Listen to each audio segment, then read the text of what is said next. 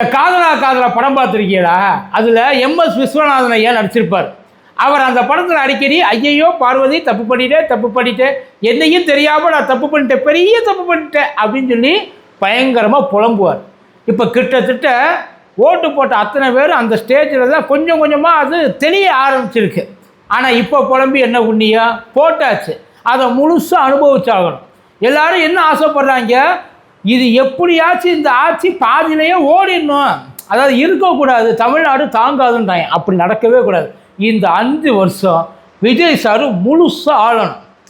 1-2 ஏதாச்சும் ஒரு விஷயத்தை அவர் ப்ரூவ் பண்ணியே ஆகணும். நடிகரை நம்பி நாட்டை கொடுத்தது தப்பு அப்படின்றது ப்ரூவ் பண்ணணும்.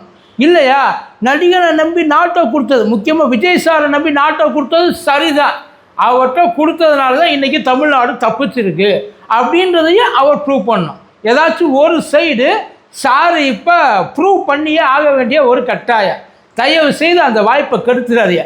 ஏன்னா தப்பு பண்ணிட்டோமா, நல்லது தான் பண்ணியிருக்கோமா, இந்த சந்திரமுகியில் சொல்லுவார்ல, இல்லை நான் நல்லது தான் பண்ணியிருக்கேன், கிட்டத்தட்ட அந்த மாதிரி ஓட்டு போட்டவங்க அவங்களுக்கு தெரியணும்ல சார். ஆனால் அவங்களுக்கு அது தெரியுமா அப்படின்றது தான் தெரியலை. ஏன்னா இன்னமும் அவங்க என்ன பண்ணுறாங்க, அண்ணனோட தாடி ஸ்டைலை பாடுறா, அண்ணனோட வேட்டி கட்டுற அழகை பாடுறா, கையாட்டுற அந்த இதை பாடுறா, இப்படிப்பட்ட ஒரு சிஎம் கிடைக்குமா, இன்னமும் அதுக்குள்ளேயே உட்கார்ந்துருக்குறாங்க. விசில் அடித்தா போதும், அண்ணன் வந்து பஞ்சு டைலாக் பேசினா போதும், அண்ணன் பார்த்து சிரிக்கிறது, ஆக்ஷன் பண்ணது, இது போதுண்டா தமிழ்நாட்டுக்கு, இதை தாண்டி வேறு என்ன வேணும் அப்படின்ற நிலைமையில இருக்கிறாங்க. அவங்களுக்கு இப்போ தெரியாது. இந்த சீமானண்ணன் சொல்லுவார்ல, போதிக்கும் போது தெரியாது, பாதிக்கும் போது தான் தெரியும்.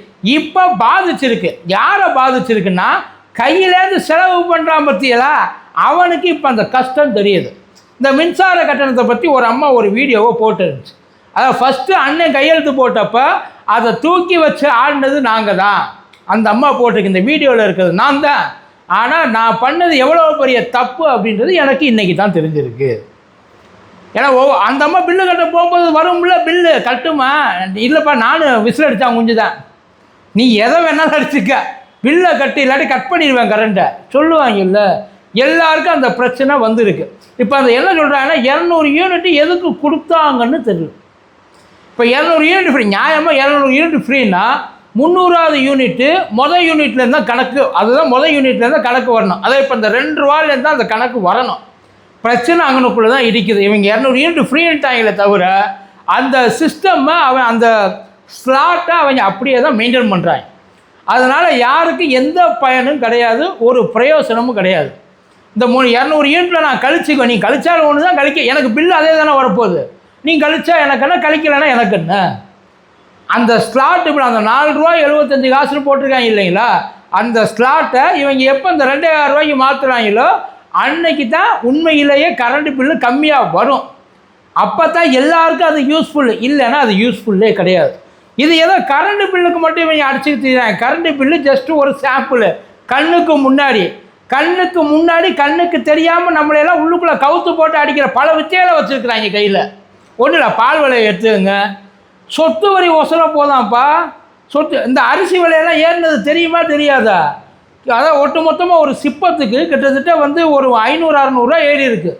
ஒரு சிப்பத்துக்கு 25 கிலோவுக்கு, ஒரு கிலோவுக்கு மெல்ல இப்படியே வந்து 10-20 ஏற்றிக்கிட்டு இருக்காங்க. அதுக்கு காரணம் இங்களுக்குள்ளே ஒழுங்காக வரல, அந்த மேனேஜ்மெண்ட்டு சரியாக இல்லை. அரிசி விலை ஏறுது, பால் விலை ஏறுது, சொத்து விலை ஏறுது, முட்டை விலை கொண்டு ஏறுது. முட்டை விலை 7000 ரூபாயை நோக்கி போய் கொண்டிருக்கிறது. அப்படியே அந்த புயல் வேகத்தில் போயிட்டுருக்கோம் இல்லை, அந்த மாதிரி புயல் வேகத்தில் நமக்கே தெரியாமல். ஏன்னா இதெல்லாம் 1 ரூபா 2 ரூபா 3 ரூபான்னு ஏறுறது. இப்போ இந்த அரிசி விலை ஏறினதே பல பேருக்கு தெரியுமான்றது தெரியலை, வாங்குறவனுக்கு மட்டும்தான் தெரியும். அதை காசு கொடுத்து வீட்டில் வாங்குறாங்க பற்றியெல்லாம் வீட்டில் பெரியவங்க அப்பா அம்மா இவங்கெல்லாம் கணக்கு போட்டு அவங்களுக்கு மட்டும்தான் அதோட கஷ்டம் என்னன்றது தெரியும். இது இல்லாமல் பஸ்ஸு போக்குவரத்து விலை ஏற போதான், கவர்மெண்ட் பஸ் இல்லை, ப்ரைவேட்டு பஸ்ஸு, அதுக்கு வந்து ஒரு மனுவை கொடுத்துருக்காங்க. அதை நான் முதல்வர்கிட்ட கோரிக்கையாக வச்சுருக்கேன்னு போக்குவரத்து துறை அமைச்சர் சொல்கிறாப்புல. கொஞ்சம் கொஞ்சமாக எல்லாத்தையும், அதாவது மக்களை போட்டு பாடாப்படுத்துகிறாங்க. இப்போ வரி கட்டும் போது அவன் வாயிலே வயிற்றுலையும் அடிச்சுக்கிறானா இல்லையான்னு மட்டும் பாருங்கள். சொத்து வரி கட்டுவாங்க இல்லை, அப்போ தெரியும். சொத்து வரி ஒருத்தர் போன வருஷத்துக்கு 5000 ரூபா கட்டினவர் இந்த வருஷத்துக்கு 28,000 ரூபா கட்டியிருக்கிறாராம். சொத்து ஏறிச்சா இல்லை, சொத்து மதிப்பு ஏறிச்சா இல்லை, வரி மட்டும் ஏறுது. எப்படி வரி மட்டும் ஏறுது? அவங்க இஷ்டத்துக்கு லேண்டு வேல்யூவை அவங்க ஏற்றிக்கிறது. அவன் விற்க போகிறதில்ல, அவன் எதுவும் பண்ண போகிறதில்ல, அதை வச்சு அவன் எதுவும் இப்போ சம்பாதிக்க போகிறதில்ல. யாருக்கிட்ட போய் விற்கிறது? இப்போ அவன் இப்போ பத்திரப்பதிவு போனீங்கன்னா அது ஏறும். இப்போ ஏன்னா புதுசாக இந்த லேண்டு வேல்யூவெல்லாம் ஏற்ற போகிறாங்க. கவர்மெண்ட் ஏற்ற போகுது. ஏன் லேண்டு வேல்யூவை கவர்மெண்ட் சம்மந்தமே இல்லாமல் ஏற்றுது? அது ஏறினாத்தான் அந்த பத்திரப்பதிவு கட்டணம், பத்திரம் அந்த வாங்குகிற காசு, இதெல்லாம் வந்து கொஞ்சம் கொஞ்சமாக மேலே ஏறும். இப்போ அவங்க சொன்னாங்களே நாங்கள் எல்லாத்தையும் குறைச்சி மக்களுக்கு நாங்கள் எவ்வளவு சேவை செய்வோம் அப்படின்ட்டு. இந்த சேவை தான் உள்ளுக்குள்ளே இப்போ எப்படி வந்து அப்படியே காலில் அதே கட்டி ஆடுன்னு ஆட போது அத்தனை பேர் ஆணு வாயை பிறந்துக்கிட்டு உட்கார்ந்துருக்க போகிறாங்க. இப்போ அந்த அம்மா பேசுறது இல்லை, கரண்ட் பில்லை ஏற்றிட்டாங்க. கீழே அந்த அம்மாவை கண்ட மெனிக்கு கழுவி ஊற்றுறாங்க. அன்னைக்கு இன்னைக்கு எவெல்லாம் வந்து பல வார்த்தைகளை போட்டு பயங்கரமாக வந்து அந்த அம்மாவை அர்ச்சனை பண்ணிகிட்டு இருக்காங்களோ, அன்னைக்கு அத்தனை பேர் அந்த அம்மாவுக்கு கீழே பயர் விட்டவாங்க. அதான் இப்படித்தான் இருக்கணும். இதுதான் தளபதி ஆட்சி. எல்லாரும் கொண்டாடுற ஆட்சி. எல்லாரும் கொண்டாடுற ஆட்சி இல்லை, எல்லாரும் தொங்குற ஆட்சி. எதுவும் பண்ண முடியாமல் எங்கே எல்லாரும் சொல்கிறாங்க. இப்போ என்ன சொல்கிறாங்க? அந்த 200 யூனிட் எனக்கு வேண்டாம், 100 யூனிட்டே கொடு, அதுவே பரவாயில்லன்றாங்க. கிட்டத்தட்ட அந்த நிலைமைக்கு ஆகிடுச்சு. அது சார் விலை, அதாவது உங்களுக்கு அந்த 200 யூனிட் யூஸ் ஆகாமல் போகிறது அடுத்த பிரச்சனை. கரண்ட் பில் எப்படி சார் டபுளாக மாறும்? அதே கரண்ட் பில் ஓடி இருக்கு, எப்படி டபுளாக மாறும்? ஆனால் அதுக்கு இன்ன வரைக்கும் அதுக்கு ஒரு விளக்கமோ அதுக்கு ஒரு சொல்யூஷனோ தீர்வோ கிடையாது. இபி ஆஃபீஸில் போயிட்டு அவங்க சண்டை போடுறது மட்டும்தான் மிச்சம், வேறு எதுவும் கிடையாது. இதை கொஞ்சம் கொஞ்சமாக எல்லாருக்கும் புரிய ஆரம்பிக்க. என்றைக்கு தெரிய ஆரம்பிக்கல? வீட்டில் இருக்கிறவங்க திட்டுவாங்க இல்லை, சின்ன பிள்ளையில இருந்தால் அதை ஒன்றுமே பண்ண முடியாது. ஆனால் கொஞ்சம் அந்த பெரிய சைஸ்லாம் இருக்கும்ல, இந்த வளர்ந்து வளராமல் இந்த அந்த ஒரு கேட்டகரியில் இருப்பாங்கல்ல, அவங்களுக்கு வீட்டுக்குள்ளே எவ்வளோ ப்ரெஷர்னு மட்டும் இப்போ பாருங்கள். கொஞ்சம் கொஞ்சமாக உள்ளுக்குள்ளே அடிச்சுக்குவாங்க. ஒன்றும் இல்லை, இப்போ இந்த தமிழ்நாடு வளர்ச்சி அடைஞ்சிருச்சு, பயங்கரமாக வந்து கொண்டாந்து கொட்டிட்டோம். இந்த 5000 கோடி வருமானம் 3 மாதத்தில் ஈட்டிட்டோம், பெருசாக பேசிகிட்டு இருக்காருல்ல, அந்த 5000 கோடி உள்ளுக்குள்ளே வந்தால் மட்டும் பத்தாது. அந்த 5000 கோடி எப்படி வெளியில் எல்லாரும் போய் சேருதுன்றது இருக்குல்ல, அது போகணும். போனாத்தான் பெனிஃபிட்டு, வந்தால் பெனிஃபிட் இல்லை. வந்தது திரும்ப அவங்களுக்கு போனாத்தான் பெனிஃபிட்டு. ஒவ்வொரு இடத்துலையும் எவ்வளோ தில்லுமுள்ளு நடக்குது, எவ்வளவு ஏற்கிறாங்க, எவ்வளோ தூரம் காசை ஒன்றும் இல்லை. அமைச்சர் பேரை சொல்லி எம்எல்ஏ கிட்டேயே வந்து 8 கோடி ரூபாய்க்கு பேரம் பேசியிருக்காங்களா அமைச்சர் ஆக்குறேன்ட்டு. ஆதவர்ஜுனா சார் பேரை சொல்லி பேசியிருக்காங்களா? அதுக்கும் ஆதவர்ஜுனா சாருக்கு எதுவும் சம்மந்தம் இருக்கா தெரியாது. ஆனால் அவங்களுக்கும் ஆதவர்ஜுனா சாருக்கு சம்மந்தம் இருக்கா தெரியாது. ஆனால் எம்எல்ஏட்ட பேசியிருக்கிறாங்க. எந்த எம்எல்ஏட்ட பேசுனாங்கன்னு தெரியல. தாவேக எம்எல்ஏட்டையா, இல்லை அதிமுக எம்எல்ஏட்டையா, இல்லை திமுக எம்எல்ஏட்டையா, இல்லை பாமக எம்எல்ஏட்டையா, எந்த எம்எல்ஏட்ட பேசுனாங்க தெரியாது. பிசிக எம்எல்ஏவாக கூட இருக்கலாம். ஆனால் ஏதோ ஒரு எம்எல்ஏ கிட்ட 8 கோடி ரூபாய்க்கு பேரம் பேசியிருக்காங்க. 8 கோடி ரூபா எடுத்து கொடுக்குற அளவுக்கு எந்த எம்எல்ஏ இருக்கிறாரு? அதுவும் தெரியல. இதையெல்லாம் கொஞ்சம் கொஞ்சமாக வந்து புரிகிற டைம் வரும். எத்தனை நாளைக்கு அவரையே ரசிச்சுட்டு இருப்பீங்க? ஐஸ்வர்யா ராயா பொண்டாட்டியாக வந்தாலும் 6 மாதம் 1 வருஷத்துக்கு அப்புறம் அதை பார்க்குறப்ப நமக்கு சாதாரணமாக தான் தெரியும். நம்ம அந்த கிளுகிழுப்பெல்லாம் வந்து கொஞ்சம் நாளைக்கு அப்புறம் இருக்காது, எல்லாம் கிட்டுக்கிட்டுன்னு ஆடி போயிடும். உண்மை அது. பழைய போனதுக்கப்புறம் எப்பயும் பார்த்ததுக்கப்புறம் என்னத்தை பண்ணுவீங்க? ஆனால் அதை விட்டுறக்கூடாது அப்படின்றதுனால தான் அதை அப்படியே மெயின்டைன் பண்ணிகிட்ருக்காங்க. இது வெளியில் இந்த பிரச்சனையெல்லாம் மக்கள் எடுத்து பேசிடக்கூடாது. ஒன்றும் இல்லை, அரசாங்க ஸ்கூலில் இப்போ இந்த பல ஸ்கூலில் வந்து மூடிக்கிட்டு வர்றாங்க, கவர்மெண்ட் ஸ்கூலும் மூடிக்கிட்டு வர்றாங்க.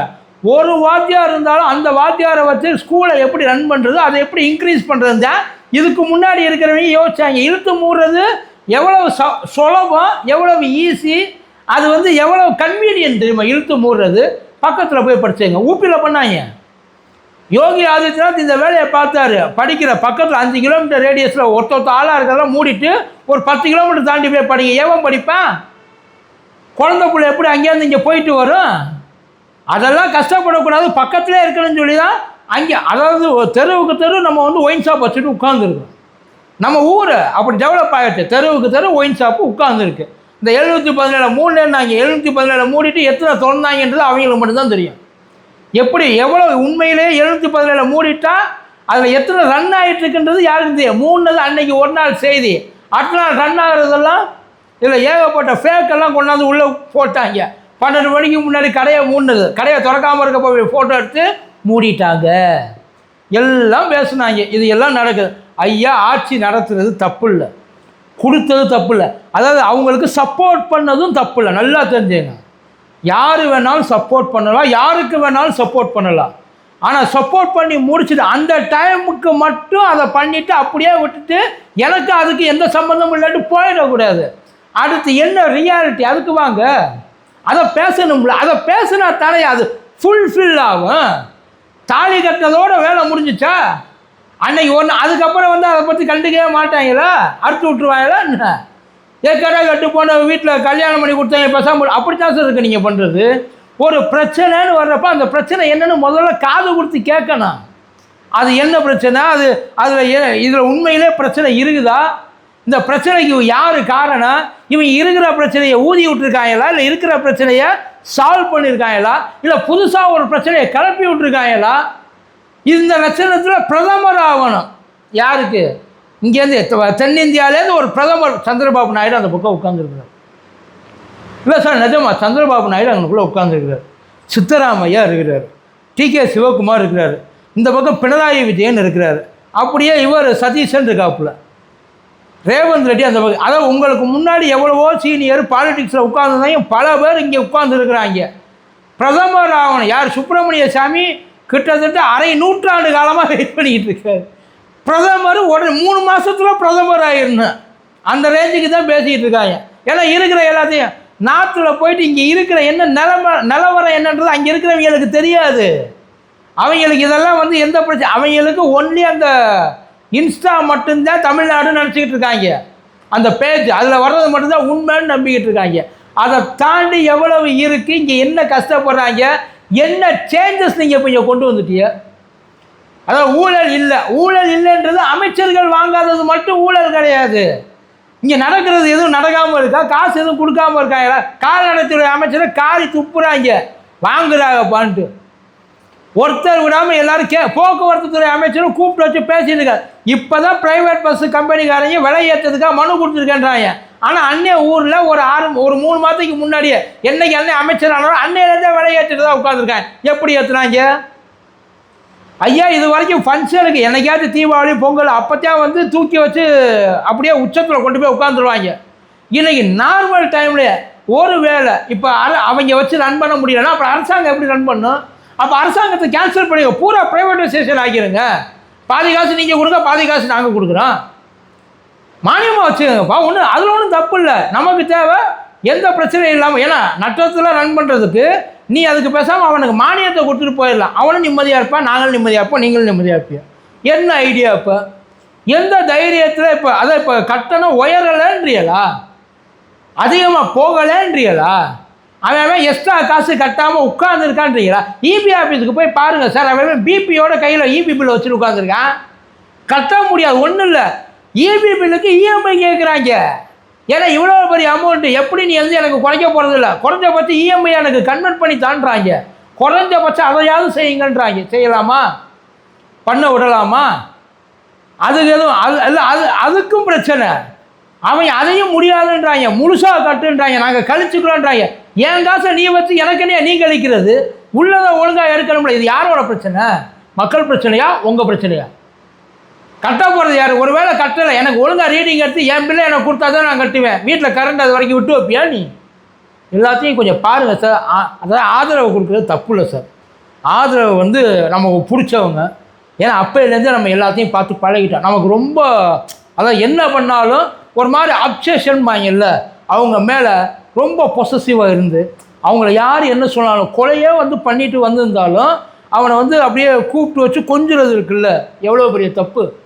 இப்போ அதைத்தான் நம்ம எல்லாரும் பண்ணிக்கிட்டு இருக்கோம். முழிச்சுக்கங்க, நல்லது.